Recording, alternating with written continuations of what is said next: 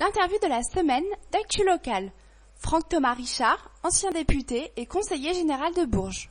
Bonjour Franck Thomas Richard, vous êtes cardiologue de profession, ancien député du Cher et conseiller général. Bourges est marqué aujourd'hui par une indécision de la part de l'UMP et de l'UDI quant à la tête de liste pour les élections municipales. Est-ce que vous êtes, vous, aujourd'hui candidat à la candidature pour les élections municipales? Oui, tout à fait. Je me suis expliqué pourquoi, dans la mesure où il y a un parti qui est l'UMP, qui est plus important d'ailleurs sur Bourges et l'agglomération que l'UDI, que les centristes, que Serge Lepelletier, quand il a été élu, qui ne se représente plus, chacun le sait, quand il a été élu il y a 5 ans, il a été élu par l'électorat UMP, et parmi les candidats centristes qui s'annoncent, il y en a un, en l'occurrence Alain Tonton, qui n'avait pas voté pour notre candidat, comme chacun sait, aux élections présidentielles, c'est-à-dire Sarkozy. Ce qui quand même est un peu gênant quand on demande après le soutien des électeurs de droite. Voilà. Donc vous souhaitez être tête de liste pour les élections municipales pour une liste élargie. Moi je suis le candidat UMP naturel, si vous voulez, donc à la tête d'une coalition de droite et du centre, prêt à discuter avec évidemment nos amis de l'UDI, mais qui sont eux-mêmes divisés, donc c'est difficile, qui sont eux-mêmes divisés, et donc on ne sait toujours pas entre blanc et entre Tonton concernant donc l'investiture centriste, si je puis dire. D'accord. Et Oui, allez-y, excusez-moi. Je vous demandais si vous aviez une préférence entre Alain Tonton et Pascal Blanc. Non, nous on n'a aucune préférence. Moi je suis le candidat UMP naturel, qui a vocation à regrouper, je veux dire, la droite et le centre. Et parce que, en l'occurrence, un centriste, par définition, il a des difficultés, je veux dire, à regrouper la droite, et l'UMP en l'occurrence. Donc à partir d'un moment donné, c'est ce qu'on a répondu d'ailleurs, c'est la conclusion de la commission d'investiture à Paris, présidée par Copé, qui a dit on n'investit pas un UTI, si vous voulez. Donc moi je suis le candidat UMP naturel, si vous voulez, qui a vocation à regrouper le centre et la droite. Et pourquoi j'ai ce positionnement-là et cette attitude-là? C'est que je pense que, compte tenu de la situation politique nationale et même locale, il faut dire ce qui est, mais aussi nationale, c'est-à-dire un gouvernement socialiste, un président socialiste très largement quand même impopulaire, une situation de crise et économique, une extrême droite qui est beaucoup plus présente et qui connaît le succès qu'on sait. Je veux dire, pour rassembler la ville de Bourges, il faut la rassembler à droite et au centre, l'électorat. Et donc, je trouve que nous, UMP, nous sommes tout à fait naturellement mieux placés pour être entre, je dirais, des gens chez moi militants UMP assez radicaux, par exemple, et des centristes. Vous n'avez pas du tout l'impression donc que l'UMP national aurait abandonné les élections de Bourges au profit de l'UDI? Non, je ne pense pas. Je pense qu'ils attendent de savoir le positionnement UDI, c'est-à-dire savoir quel est le candidat. Moi, quand j'ai dit effectivement que, notamment Alain Tonton n'avait pas été clair, c'est moins qu'on puisse dire, pour la présidentielle, beaucoup de militants UMP m'ont rejoint et m'ont écrit, en disant c'est vous qui avez raison, dans la mesure où je crois qu'aussi la politique a besoin de clarté et de positionnement, parce qu'il est quand même paradoxal, quand on y réfléchit, d'avoir une opposition entre Irène Félix socialiste, Alain Tonton centriste, et que ces gens-là, finalement, l'une a voté pour Hollande, l'autre a contribué à faire venir Hollande, de par l'indécision et la position de François Bayrou. Donc c'est quand même quelque chose qui est difficile à avaler pour nous, qui étions quand même électeurs sarkozystes du premier et du deuxième tour. Et Serge Lepelletier n'a pas pour l'instant émis une préférence concernant l'issue de ces débats?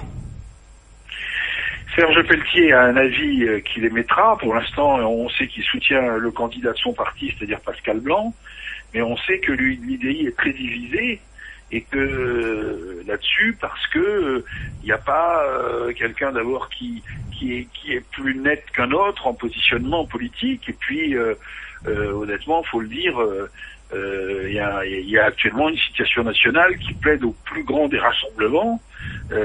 Donc moi je dis que donner un signal à notre électorat en mettant quelqu'un qui n'a pas été vraiment, c'est moins qu'on puisse dire, qui n'a pas été vraiment sarkozyste et qui a contribué indirectement, c'est pas un bon signal donné à l'électorat UMP et à notre électorat.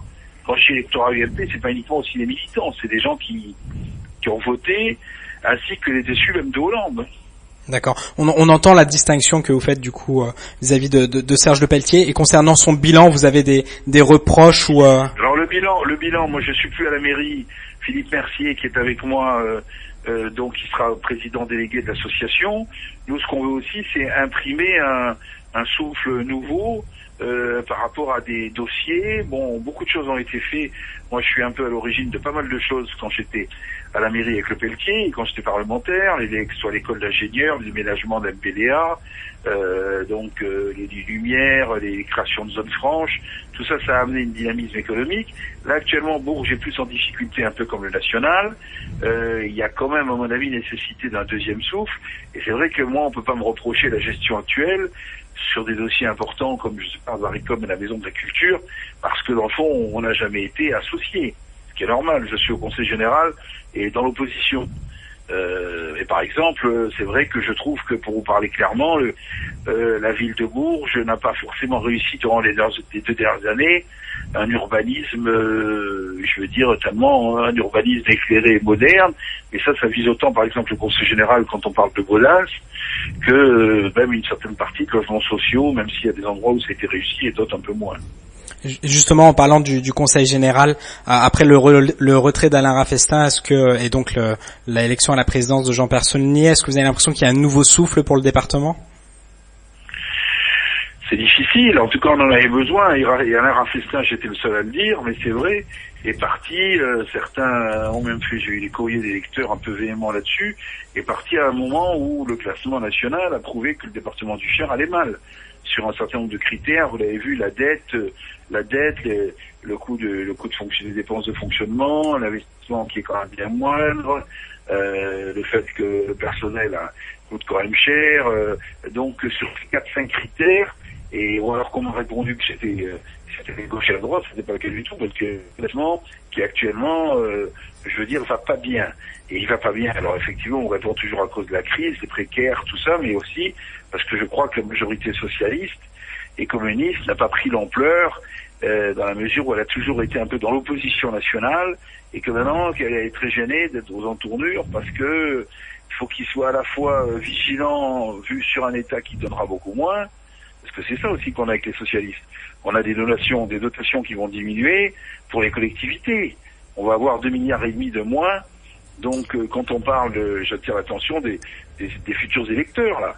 Quand on va se présenter, Irène Félix, elle aura du mal à dire que l'État va aider beaucoup Bourges, par exemple.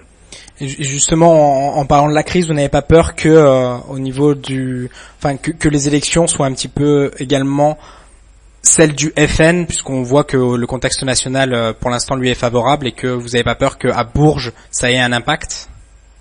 Ah, moi, je pense que oui. Je pense qu'il y a une notion de crise et il y a une notion de désaveu, surtout avec ce qu'a connu l'affaire Cahuzac, un gouvernement qui est non plus pas populaire. Donc le vote extrême, c'est sûr qu'il sera important. Et c'est aussi la raison de notre positionnement. Parce que si vous donnez pas une alternative à droite à une candidature centriste, vous avez toute une partie de l'électorat qui a tendance à aller naturellement vers le Front National. Et aujourd'hui, vous souhaitez élargir votre équipe. Est-ce que vous souhaitez l'élargir jusqu'à des membres du Front National? Non, non, on est sur la logique du discours de Jean-François Copé, de la droite, comme on dit, un peu décomplexée, de la remise en selle de l'État et de l'économie française, de la liberté et de la bouffée d'Arthur à donner.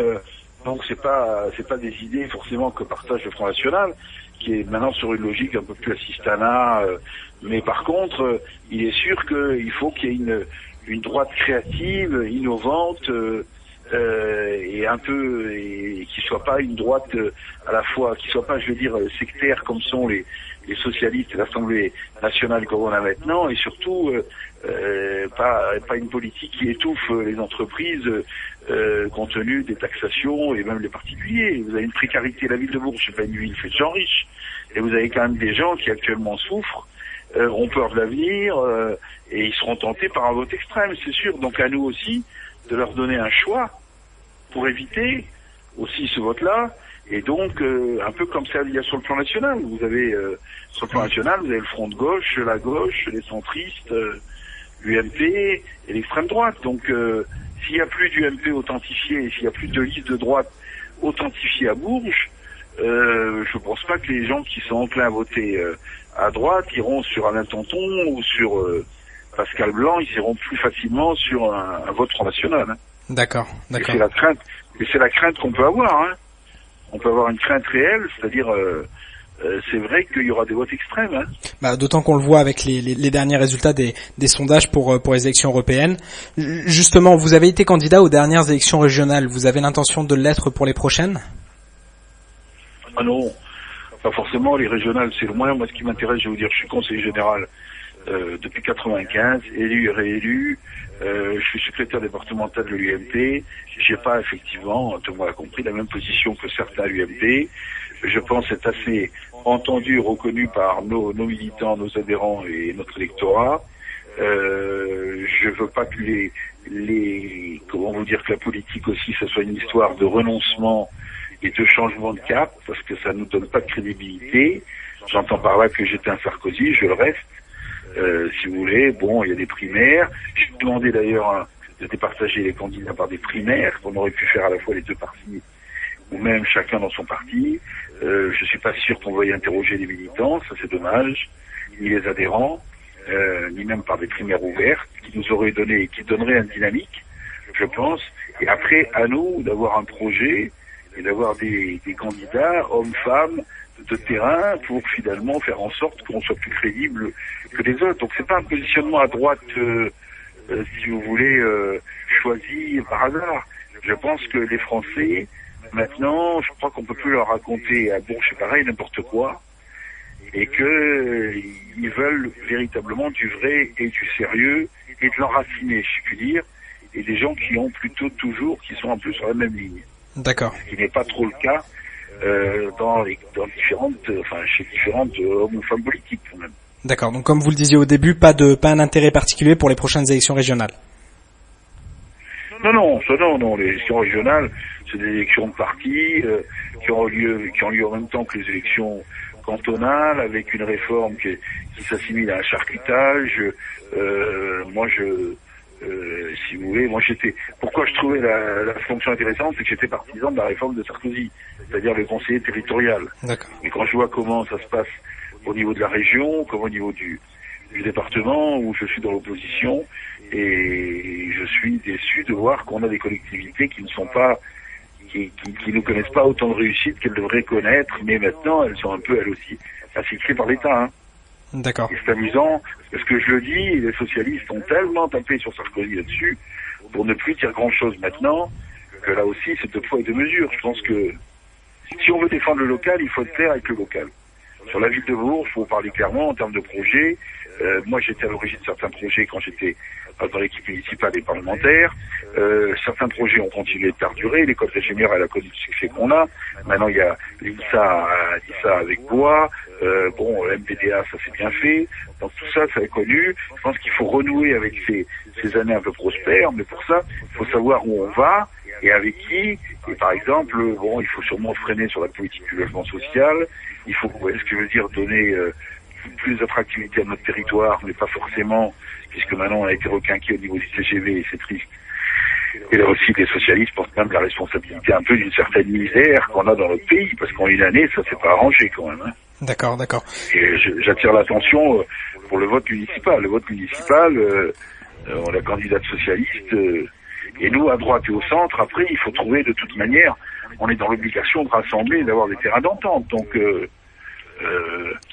moi, j'ai l'espoir d'essayer de trouver une solution, mais c'est vrai que je trouve que notre positionnement est plus intelligent parce que, plus intelligent, le mot est peut-être trop dur, mais plus rassembleur, ça c'est sûr. D'accord. Et vous parliez d'une association, du coup, vous comptez vous y prendre comment pour ce début d'élection municipale? L'association, c'est facile, c'est une association qui va à la rencontre des verrouillés, qui propose un projet, qui demande aux verrouillés s'ils veulent s'associer et s'ils ont des idées positives sur ce projet et s'ils ont eux-mêmes d'autres projets, et qui après essaye de convaincre sur la pertinence de notre démarche.